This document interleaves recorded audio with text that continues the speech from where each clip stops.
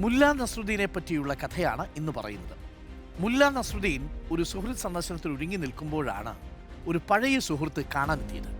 ക്ഷേമാന്വേഷണങ്ങൾക്ക് ശേഷം രണ്ടുപേരും ഒന്നിച്ച് സന്ദർശനത്തിനിറങ്ങാമെന്നായി. ഒരുമിച്ച് പോവാം.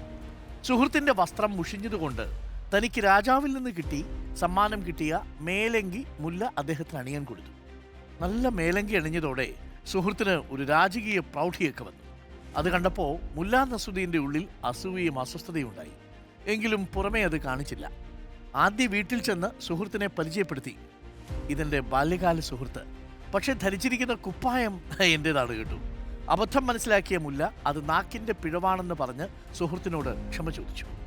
അടുത്ത വീട്ടിൽ ചെന്നപ്പോൾ പറഞ്ഞു, ഇത് എൻ്റെ സുഹൃത്ത്, അദ്ദേഹം ധരിച്ചിരിക്കുന്ന കുപ്പായം എൻ്റേതാണെന്ന് കരുതണ്ട കേട്ടു.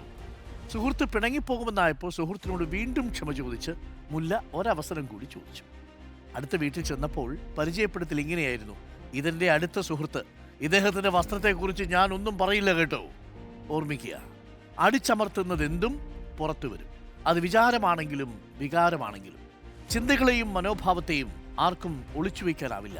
യഥാർത്ഥത്തിൽ we are vulnerable to emotions. അവ വാക്കുകളായും പ്രവൃത്തികളായും രൂപാന്തരപ്പെടും, നമ്മൾ പോലും അറിയാതെ. നാവല്ല പിഴയ്ക്കുന്നത്, മനസ്സാണ്. ഉള്ളിലുള്ളത് പുറത്തു വരുന്നതിനുള്ള മാർഗം മാത്രമാണ് നാവ്. മനസ്സൊന്ന് ചിന്തിക്കുകയും നാവ് മറ്റൊന്ന് പറയുകയും ചെയ്ത് ഏറെക്കാലം പിടിച്ചു നിൽക്കാനാവില്ല. നിവൃത്തികേട് കൊണ്ടും സാഹചര്യ സമ്മർദ്ദം കൊണ്ടും ചെയ്യുന്ന നന്മകൾക്ക് കണക്ക് പുസ്തകമുണ്ടാകും. കൊടുത്തതുകൊണ്ടായില്ല, നല്ല മനസ്സോടെ കൊടുക്കാനാവണം.